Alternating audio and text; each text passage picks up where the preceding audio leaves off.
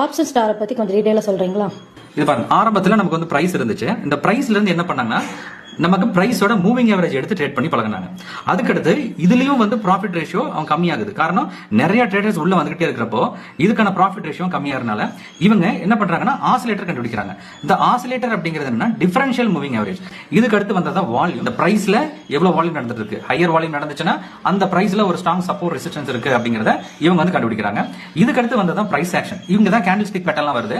இந்த candle stick pattern நீங்க பார்க்கலாம், லோ பிரேக் ஆச்சுன்னா மார்க்கெட் வந்து இறங்குறதாகவும், ஹை பிரேக் அவுட் ஆச்சுன்னா மார்க்கெட் வந்து ஏறதாகவும் தான் இந்த பிரைஸ் ஆக்ஷன் ஃபர்ஸ்ட் ஆரம்பத்துல இருந்தது. இதுக்கு அடுத்து வால்யூமோட சேர்ந்து பிரைஸ் ஆக்ஷன். இப்போ இந்த பர்టిక్యులர் பார்ல அதிகமான வால்யூம் இருக்குன்னா இப்போ இது பிரேக் ஆறப்ப என்ன ஆகுது, ஆட்டோமேட்டிக்கா இங்க ஒரு பீரிஷா இருக்குது அப்படிங்கறத அவங்க தெரிஞ்சுக்கிறாங்க. இதுக்கு அடுத்து வந்ததா பாருங்க VWAP. இது வந்து வால்யூம் வெயிட்டட் ஆவரேஜ் பிரைஸ் சொல்லக்கூடியது. மூவிங் ஆவரேஜும் வால்யூம் சேர்ந்து ஒரு லைன் ஃபார்ம் ஆயிட்டே வரும். அந்த லைன் என்னன்னா ஒரு இன்ஸ்டிடியூஷனல்ஸோட அந்த பையிங் லெவல்ஸ். அதுக்கு மேல இருந்தா மார்க்கெட் ஏறும், அதுக்கு மேல மார்க்கெட் இறங்கும் அப்படிங்கறத கான்செப்ட்.